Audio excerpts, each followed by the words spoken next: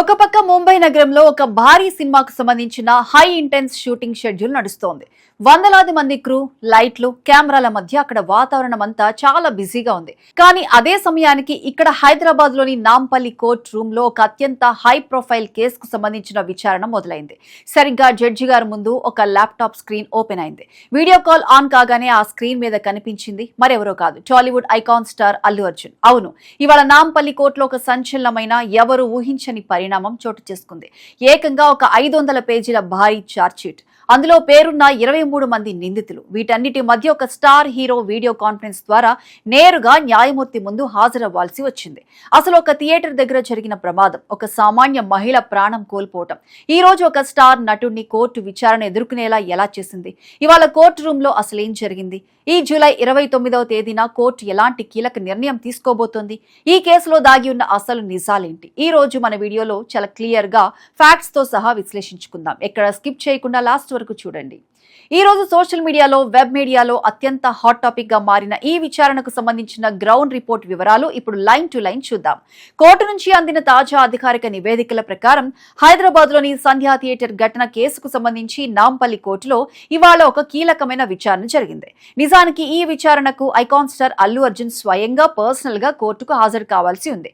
కానీ ఆయన ప్రస్తుతం ముంబైలో ఒక ముఖ్యమైన సినిమా షూటింగ్ షెడ్యూల్లో చాలా బిజీగా ఉండటం వల్ల అనుకున్న సమయానికి హైదరాబాద్ రాలేకపోయారు. దీంతో ఆయన తరపున వాదిస్తున్న లీగల్ టీం కోర్టు ముందు ఒక ప్రత్యేకమైన పిటిషన్ వేసింది.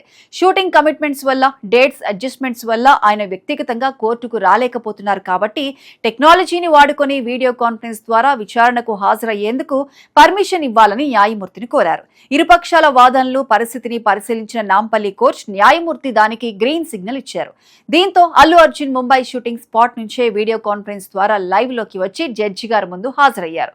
కోర్టు అడిగిన వివరాలపై స్పందించారు. అయితే అంతా సజావుగానే సాగుతుంది అనుకున్న టైంలో ఇవాళ కోర్టు రూమ్ లో ఒక ఊహించని ట్విస్ట్ చోటు చేసుకుంది. అల్లు అర్జున్ ముంబై నుంచి వర్చువల్ గా కనెక్ట్ అయినప్పటికీ ఈ కేసుకు సంబంధించి ఉన్న మిగతా నిందితుల్లో కొంతమంది ఇవాళ కోర్టుకు హాజరు కావడంలో ఫెయిల్ అయ్యారు. మీకు ముందే చెప్పినట్లు ఈ కేసులో మొత్తం 23 మంది నిందితులుగా ఉన్నారు.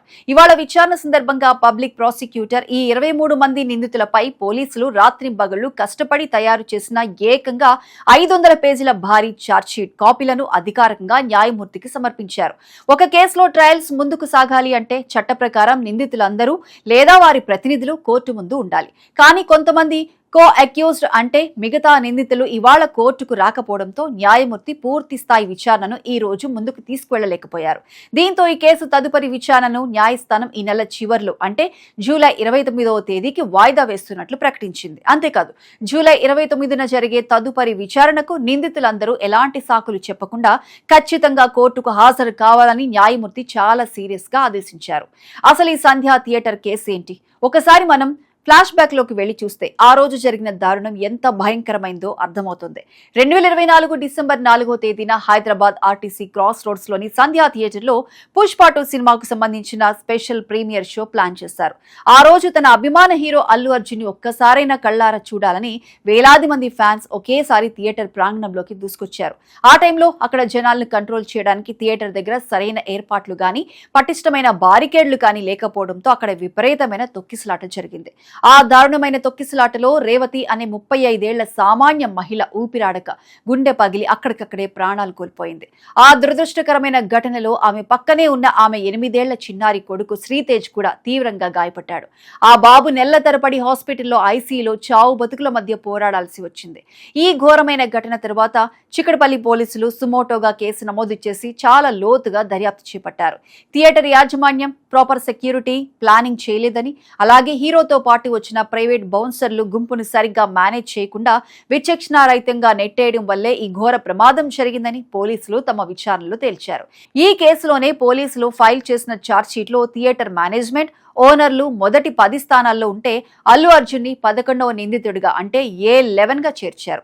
పోలీసులు సేకరించిన క్లియర్ సీసీటీవీ ఫుటేజ్, ప్రత్యక్ష సాక్షుల స్టేట్మెంట్స్, టెక్నికల్ ఎవిడెన్స్ ఆధారంగా రూపొందించిన ఆ 500 పేజీల ఛార్జ్ షీట్ తోనే ఇప్పుడు కోర్టులో లీగల్ ట్రయల్స్ నడుస్తున్నాయి. నిజానికి ఈ ప్రమాదం జరిగిన తర్వాత అల్లు అర్జున్ ఫ్యామిలీ మానవతా దృక్పథంతో స్పందించి ఆ బాధితురాలి కొడుకు వైద్య ఖర్చులకు, చదువుకు పెద్ద ఎత్తున ఫైనాన్షియల్ సపోర్ట్ చేసిన సంగతి మనందరికీ తెలిసిందే.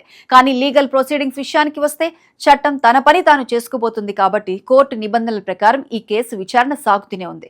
ఇవాళ కొంతమంది నిందితులు హాజరు కాకపోవడం వల్ల వాయిదా పడిన ఈ కేసు జూలై 29న జరిగే తదుపరి విచారణలో ఎలాంటి మలుపు తిరగబోతోంది, ఛార్జ్షీట్లోని అంశాలపై కోర్టు ఎలా స్పందించబోతోంది అనేది ఇప్పుడు టాలీవుడ్ లోనే కాకుండా లీగల్ సర్కిల్స్ లో కూడా ఒక పెద్ద హాట్ టాపిక్ గా మారింది. మరి ఈ హై ప్రొఫైల్ కేసు అప్డేట్ పై అలాగే సెలబ్రిటీ ఈవెంట్స్ లో జరగాల్సిన సెక్యూరిటీ ఏర్పాట్లపై మీ అభిప్రాయం ఏంటి?